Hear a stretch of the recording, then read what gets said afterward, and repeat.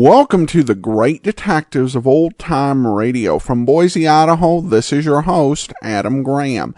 If you have a comment, email it to me, box13@greatdetectives.net.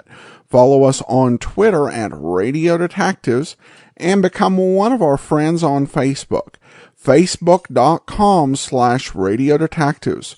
Well, before we do get started, I want to encourage you, as you're making your travel plans, remember JohnnyDollarAir.com. JohnnyDollarAir.com is a Priceline affiliate where you can name your own price on hotels, rental cars, airline tickets, and even more. Or choose from great published fares, just as same as if you typed in Priceline.com, but part of your purchase price goes to support the Great Detectives of Old Time Radio at no additional cost to you. So when making your travel plans, remember JohnnyDollarAir.com. Well, now it's time for today's episode of yours truly, Johnny Dollar. In this case, we do have another lost episode. This is the one for January. This one we're playing today aired January the 25th of 1959, and the title is The Doting Dowager Matter. From Hollywood, it's time now for... Johnny Dollar. George Reed here. Oh, hi, George. How are things at Floyd's of England? Very good, as a matter of fact. Very good. Well, now, it can't all be good, or you wouldn't be calling me. Well, to tell the truth, I do have a small problem. Figures. No, figure's the word, singular. Huh? A small figure, a statuette belonging to Mrs. Dora Harkness Ballin down in New York. Ballin? Yes, terribly wealthy, but a real eccentric. So what's happened? The little statue I mentioned, it's gone, disappeared. Oh? What's it worth? Insured value is $26.50. Wow. $26.50. Huh? $26.50 wouldn't even cover my expense account. Well, it just happens that she carries hundreds of thousands of dollars worth of personal property insurance with us. But for some reason or other, she attaches particular value to this statuette. Oh, I get it. You're afraid that if we don't go through the motions of trying to find it, she might take her insurance elsewhere. Precisely. Real important to you, huh? Very. Then I take it I won't have to be chintzy with the old expense account. Well, now, Johnny... Okay, George, I'll be in touch.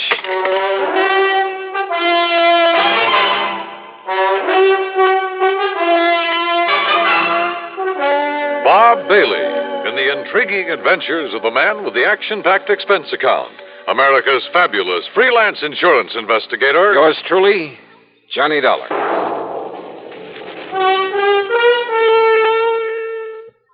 Now, Act One of yours truly, Johnny Dollar.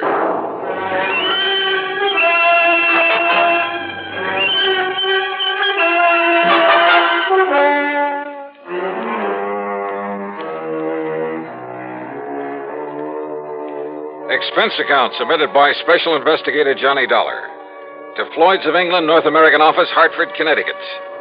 Following is an account of expenses incurred during my investigation of the Doting Dowager matter.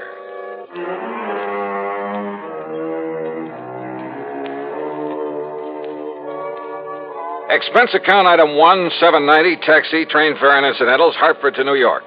Item 2, $1 even for a cab from Grand Central Station to the address of Mrs. Dora Harkness Ballin over on East 73rd Street. It turned out to be one of New York's famous old brownstone houses, well preserved and reeking of an era long gone by. A uniformed butler ushered me into a large, high-ceilinged drawing room, and I could hardly believe my eyes. Ornate pre-Victorian furnishings, heavy red velvet draperies, huge lamps and crystal chandeliers, oil paintings all over the place, and gilded mirrors. Pretty fabulous. If you will be kind enough to wait here, Mr. Dollar, I shall tell Mrs. Ballin that you have arrived. Thank you. I know that she'll want to see you. Oh, excuse me, Master Harold. It's all right, Higgins. Has the mail come? Would you like me to check, sir? Yes, good idea. You know how Aunt Dora likes to see it the minute it gets here. Yes. Yes, the mail. The dear old common everyday mail. You're here to see Mrs. Ballin? That's right. I'm Johnny Dollar. I'm Hal Winters, her nephew. Hi. Say, tell me something. Yes? About this little statue that's missing. You mean that little chunk of pot metal that's disappeared? Oh, is that what it is? Oh, yes, just a piece of junk. But a couple of months ago, Aunt Dora decided it looked like her grandfather when he was a general back in the Civil War. Oh? Why does she value it so highly? I expect the general was the only Ballon who had guts enough to do anything on his own. What do you mean? I mean, instead of just living off the family shipping fortune. So when she suddenly decided the statue looked like the general, Johnny Dollar, did you say? That's right. The insurance investigator? Yes. Well, now, why should she bother you with it? I don't know. Truly, Mr. Dollar, it's not worth it. If I were you, I'd forget it. Now, if you'll excuse me, I'd better see if the morning mail has arrived. Hal, just when did the statue disappear and from where? Tonto discovered it missing from the reception room yesterday morning. Now, if you'll pardon me... Was the house broken into? Possibly. But there was no sign of it. How about guests? No, we haven't had guests for a week or more. How many servants are there? Mr. Dollar, perhaps there's something I'd better tell you about that statue. The statue of the general? I tell you, Mr. Dollar. You are Mr. Dollar, aren't you? Yes, ma'am. I tell you that if you don't find out who stole it and get it back, I'll cancel every bit of my insurance. Sit down. Thank you. Harold, my dear, ring for Higgins and have him see if the morning mail has come. I was about to go out and look for it myself, Tonto. Let Higgins do it. It's quite all right. I don't mind. I said let Higgins do it. Well, all right. But if you'll excuse me now. Oh? Why? Why, I'd like to go up to my room for a moment. To call up that girlfriend of yours again? Sit down. Yes, Tonto. You and that girl, that Nancy Gavin. She'd like to take you away from me, wouldn't she? Aunt Dora. Where would you go? What would you live on? And what would I do? Darling, I hardly think this is the Much proper as time. I like Nancy Gavin, I see no reason why I should let her take you away from me. Do you? Mrs. Ballon, about the statue. Yes, of course. Mr. Dollar, you are to leave no stone unturned. Wow, now tell me... I beg your pardon, Mum. Oh, Higgins, why do you sneak in on us this way? Well, what is it? The mail just arrived, and knowing you'd want to see it. Give it to Harold. Yes, here, I'll take care of it. Well? What letter? No postmark. But? And it's so badly scrawled in pencil. Well, don't bother Aunt Dora with it now. But it's marked personal, sir. Well, then let me have it. Yes, ma'am. Tonto. You may go now, Higgins. Yes, ma'am. Here, Tonto, suppose you let me see what it's all about. Be quiet, Harold. Now, Mr. Dollar. Well, first of all, I'd like you to tell me... Oh, what's the matter, Mrs. Ballon? Aunt Dora, what is it? This letter. Yes? It's a ransom note. Ransom? For the return of the statuette. The general. They want $75,000. What?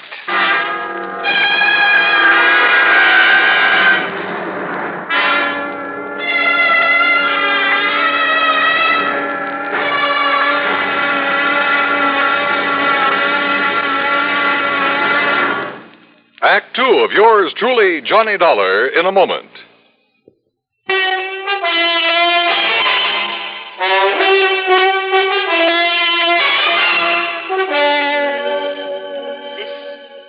This letter, Mr. Dollar. Maybe you'd better let me see it, Mrs. Ballon. It's a ransom note demanding $75,000 for the return of my statuette of the general.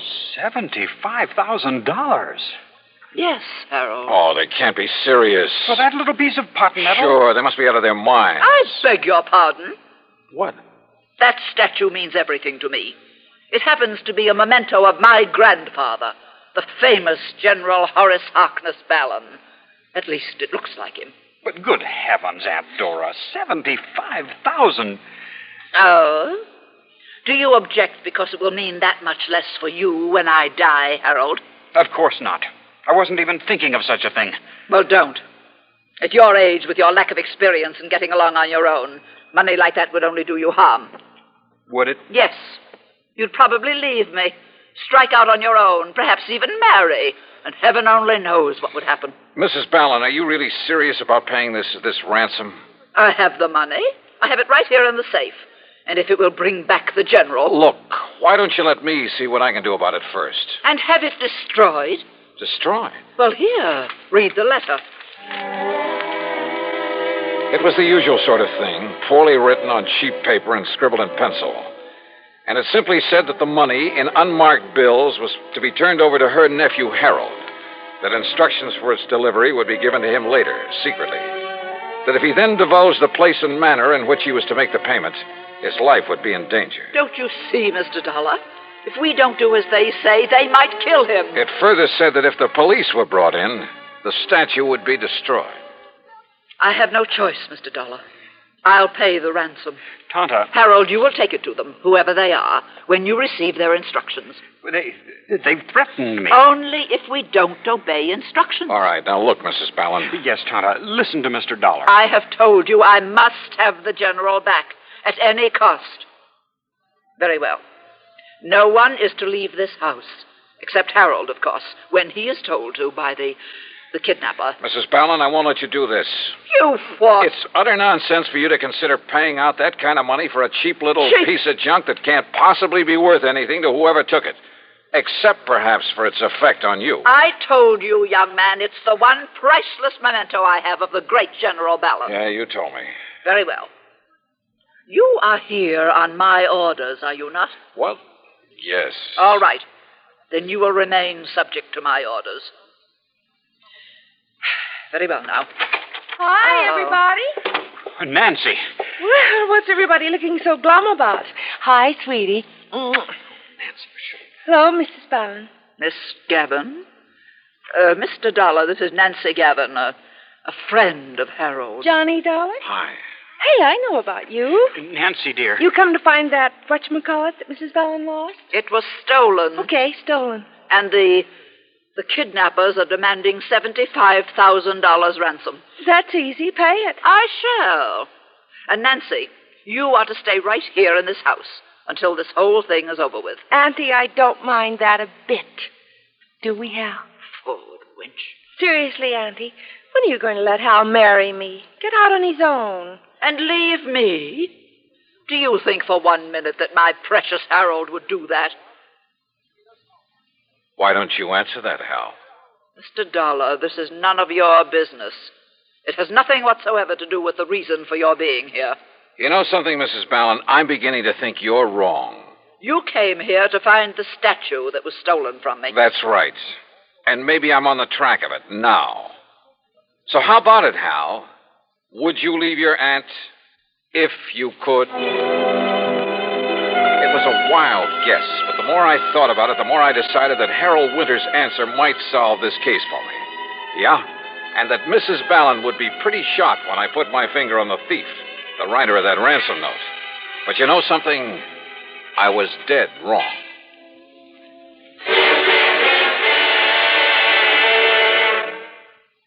Act 3 of yours truly, Johnny Dollar, in a moment. And now, Act 3 of yours truly, Johnny Dollar, and the doting Dowager matter.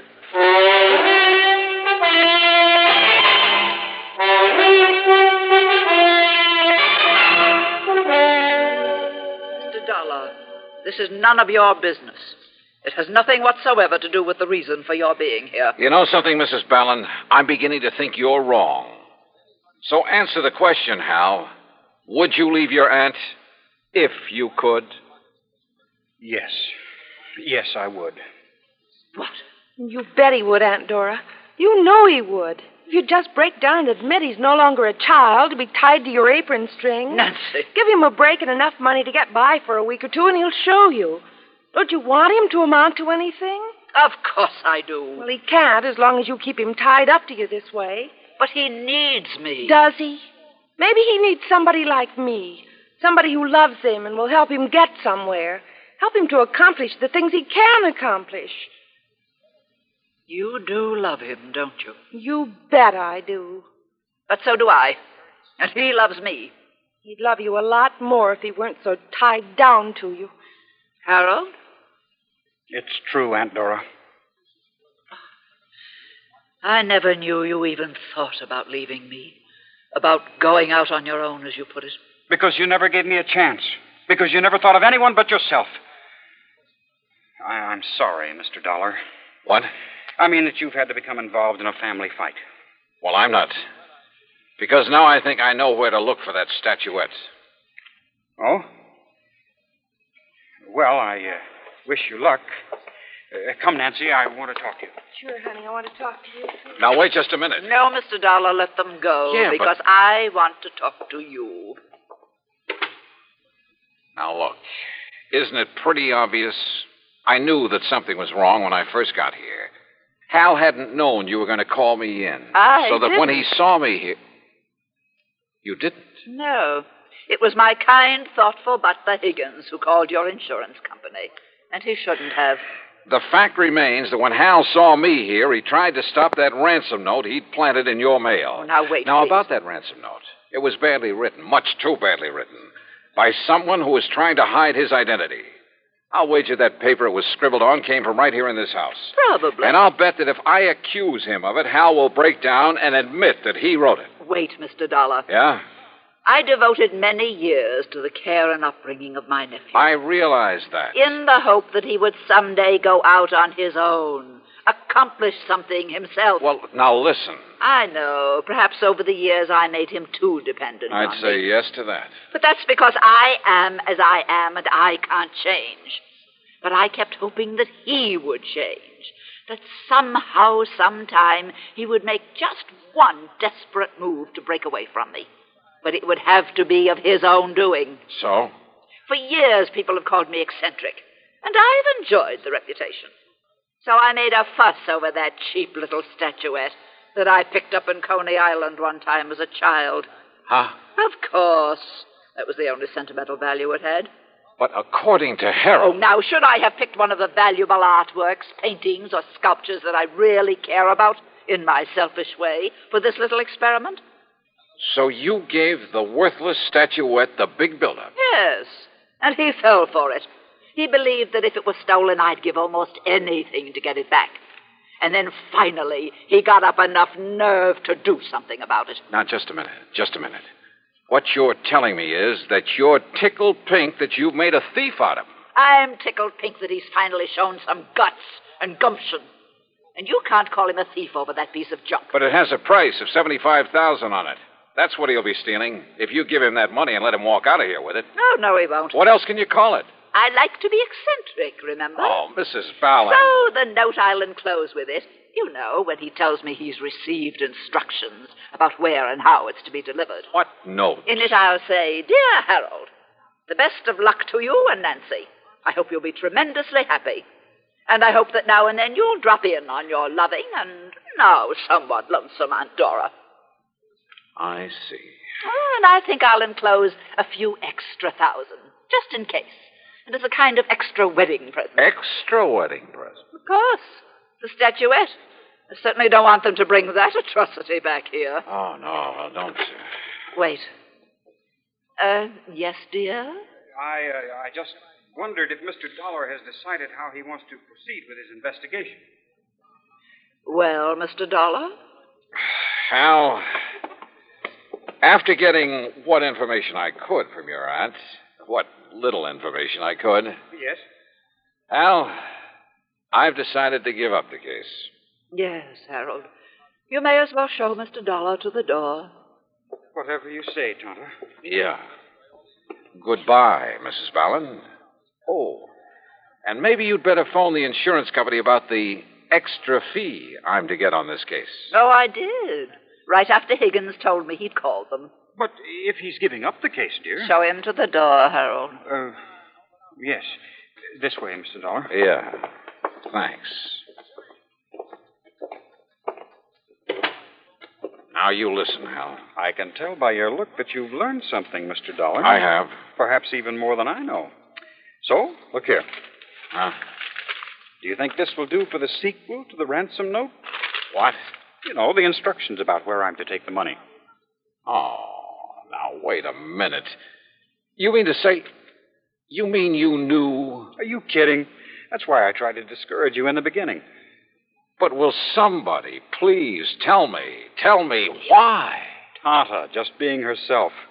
You don't think for a minute she'd have just handed me the money, would have admitted she wants Nancy and me to get hitched. Don't you see? That would spoil her reputation for being an eccentric. Oh, and if you like, I'll send you the statuette when this is all over, as a souvenir. Well, I'll be...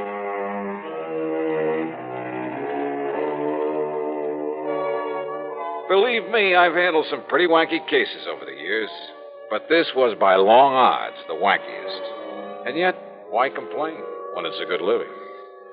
Expense account total, including all the incidentals I could think of, and fare back to Hartford. What? $17.80. Tommy. Yours truly, Johnny Dollar.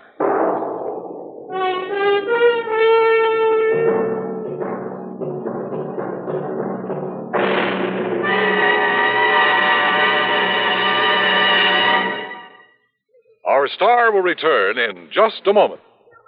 Our star to tell you about next week's story. Next week, well, if you've ever read the personal columns of your newspaper, you'll surely want to hear it. Join us, won't you? Yours truly, Johnny Dollar.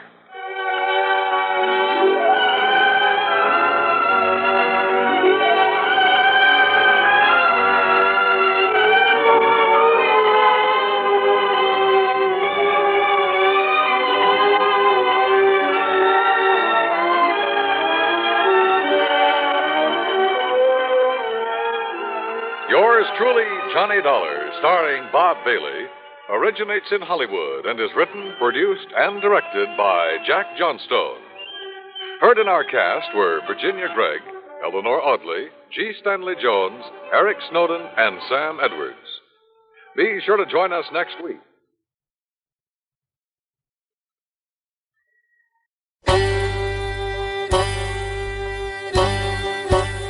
Hi, this is Andrew from OTRWesterns.com. I wanted to invite you to come take a look at our site. We stream live OTR Westerns 24 hours a day, 7 days a week, along with putting out podcasts of old-time radio westerns. Check us out at OTRWesterns.com. You're listening to The Great Detectives of Old Time Radio with Adam Graham. Now let's get back into the show.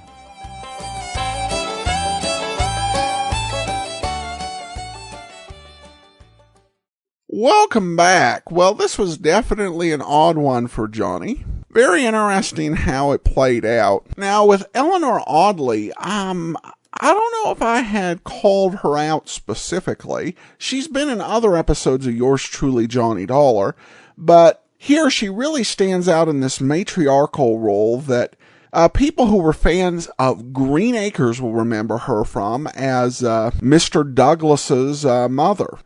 Of course, her most famous role was in Cinderella as the voice of Maleficent. So a great voice and great to have on the program. Well, now we do turn to listener comments and feedback. Joel asked, how did Johnny Dollar make money above his expense account? I rarely hear mention of a fee. Well, of course, in this episode, we did hear mention of a fee, and a fee higher than normal. And it has been referenced a few times there being a fee involved for a case, or in some cases, a commission. Usually the commission applies when there's a potential for recovery. I think the reason the fee is not addressed is that it's that it's a standard thing. It's going to be the same, and the expense account is where things are going to vary a bit.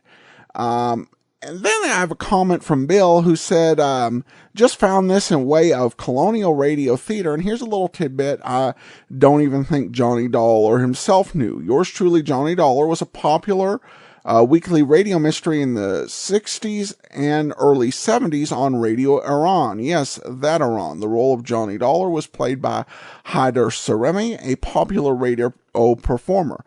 Contrary to the original, Johnny Dollar was more of a criminal investigator. At the end of each episode, the narrator asked the radio audience how Johnny found the perpetrators, making the show a mystery quiz as well as a drama. Those who guessed correctly were entered into a raffle for a prize. Well, Bill, I'd heard of it before, and I thought it was a bit of an urban legend, or was uncertain of it. But I did a little bit of further research online, and in the past few years, somebody actually posted an episode from it, or a portion from it with Haider Saremi in it. So, yeah, it was apparently a thing. It's kind of odd how to even really consider that because they went so far afield of the original premise. And I don't even know how to judge it because it sounds to me like it's in Farsi or something. But thanks so much for sharing. And then an approving comment from Jennifer commenting on the big twist in episode The Hollywood Mystery Manor. And thanks so much, Jennifer, for the comment. And of course, we continue to appreciate the way the new web design is really just giving us a good look. And Jennifer Moss took care of that for us. So, all right, well, that will actually do it for today. Join us back here tomorrow for Dragnet. In the meantime, send your comments to box13 at greatdetectives.net.